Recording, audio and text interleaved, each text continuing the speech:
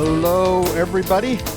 Let's see here. Get those cameras straight. Oh my, it's always something, isn't it? If it's not one thing, it's your mother, said Rosanna Dana. So let me see. Let's switch that over, and I'm going to go pop over to there. Finally, the right camera. Oh my gosh, Craig Peterson here. We're doing some new stuff, as you probably are noticing right now, where I am doing some live videos. In fact, this week we've been talking all about VPNs. I did Facebook Lives, YouTube Lives every day this week, and we're working on getting those up on the website as well. So have a look for them there. And right now, of course, you can see these videos too, including today's video. We're talking right now, and some of the stuff that's important. So I am kind of running the whole show today. It's just the way that goes sometimes, right? I don't have anybody helping me. There we go. So I'm putting the lower thirds on and moving stuff around and talking and reading and oh my gosh. So anyhow, welcome to my studio. Welcome to the show. Hopefully you will enjoy it today. Now, we talk a lot about technology, different types of tech and things that you might want to look at and consider.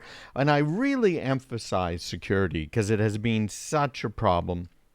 You know, you might have heard me on the radio. I have been on a lot of stations. This whole show is carried by GAN. Man, come on. WGAN, but I'm on many other stations. I'm on with Ken and Matt and Jim and Jack and just all over the place. And I really enjoy this stuff. I really want to help, and I enjoy helping. And so today we are going to be talking about a friend of ours, and this guy's name is Edward Snowden. Now, you know, friend, foe, I don't know. There are certainly people in the audience that think Mr. Snowden is somebody that should be serving jail time. I'm not so sure I disagree with that, but what he did, this is the guy that was the NSA whistleblower, a true whistleblower, someone that had first-hand knowledge of some of the problems that were going on, some of the things we were doing in our country that maybe we shouldn't be doing, and he went and he told us about it. It's just incredible what we found about the NSA. And the NSA has gone from that posture where they're monitoring us all of the time, basically everything we're doing, to a posture today that's much more reserved. And we kind of freaked out after 9/11, you know, for good reason. Who wouldn't have freaked out?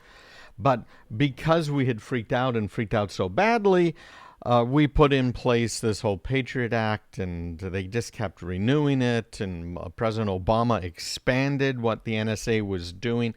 I've heard from a number of people that, hey, listen, if you're president, like let's say tomorrow you were made president, you would do the same things as anybody else that was put into that office as president. You do the same as President Obama did, President Bush did, because you have the same advisors. You're getting that same advice. And I can see that. I can see why that might happen. But the expansion of the NSA is something that I just, I don't know. I don't think that's such a great idea, frankly, because the NSA is all about the surveillance, and it was supposed to be surveilling our enemies, foreigners, not our citizens here in the U.S. Well, in this case, it turned out that the U.S., UK, and Australia are now taking on Facebook. We know about encryption. In fact, that's what this whole week has been about on my lives on Facebook and on YouTube.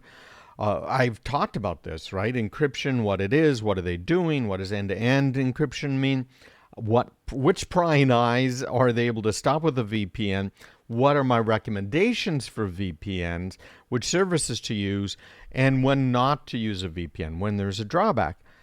All of this is about encryption.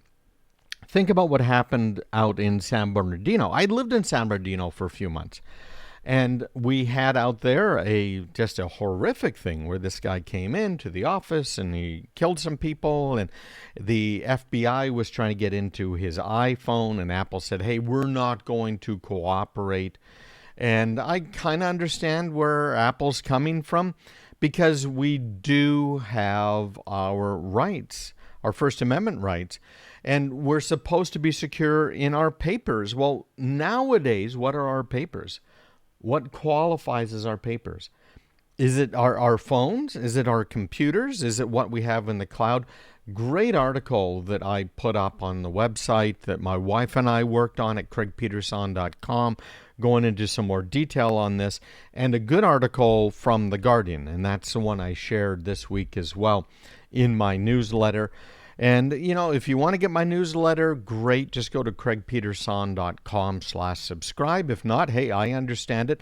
Our inboxes are just too full as it is. But should we be blocking encryption? That's the big question. We've got now the Attorney General Barr saying, yeah, we should stop encryption. We should not have encryption as a regular basis so that, again, they can look in on this. But this isn't new. This isn't a Trump administration thing. This goes all the way back to the Clinton administration and the Clipper chip that they were trying to pass off.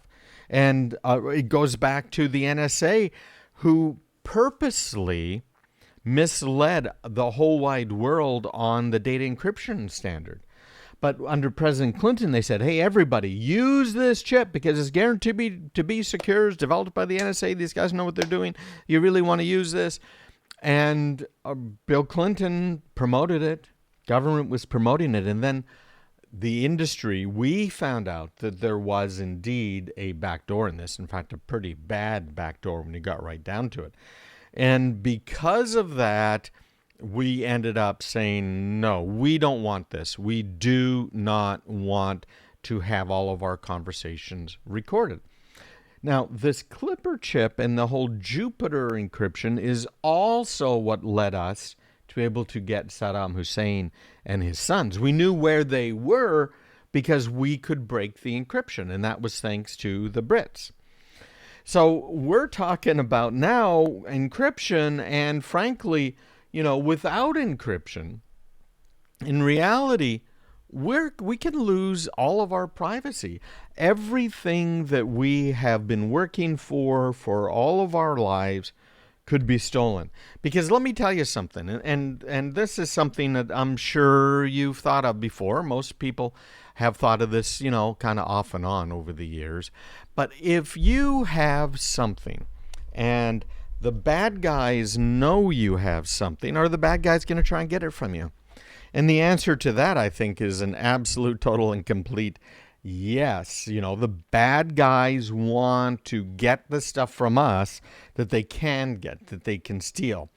So if we're using government-controlled encryption, where with that government-controlled encryption, what's happening is they are able to get in, a kind of a back door, right? Get into our files, our papers. Then what happens? Really, what happens? That means there is a key, right? There is a way for them to get in the back door. And most people say, well, why would I care? I don't care if they are going to get at my papers because I have nothing to hide. Well, I'm not going to try and debunk that right now because obviously you do have things to hide. Look at the witch hunts that have happened over the years. The witch hunts going on today, witch hunts going on in the 1600s, and witch hunts big time in socialist countries. Show me the man, I'll show you the crime. And that's what we want to avoid. So we want to avoid that. But on top of it all, we're trying to keep our data out of the hands of the bad guys. If our federal government has the key to get into our personal data, what do you think is going to end up happening?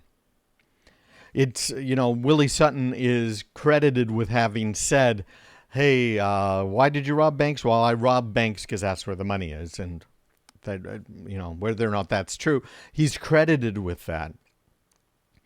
Well, if the bad guys know that the federal government, let's say the NSA, the National Security Agency, if the bad guys know the NSA has the keys to the back door, Do you think the bad guys are going to try and get into the NSA?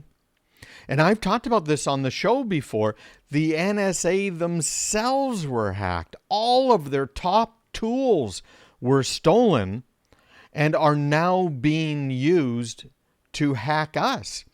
Bluekeep is a great example of that. Some of this ransomware is using tools developed by the federal government.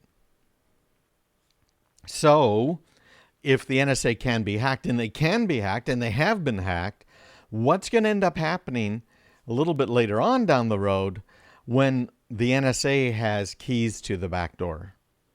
And they're all going to say, hey, listen, there's no way the keys can get out. These are top secret. Hey, listen, so were all of the NSA's tools that we were using to hack the Russians, to hack the Chinese, the North Koreans.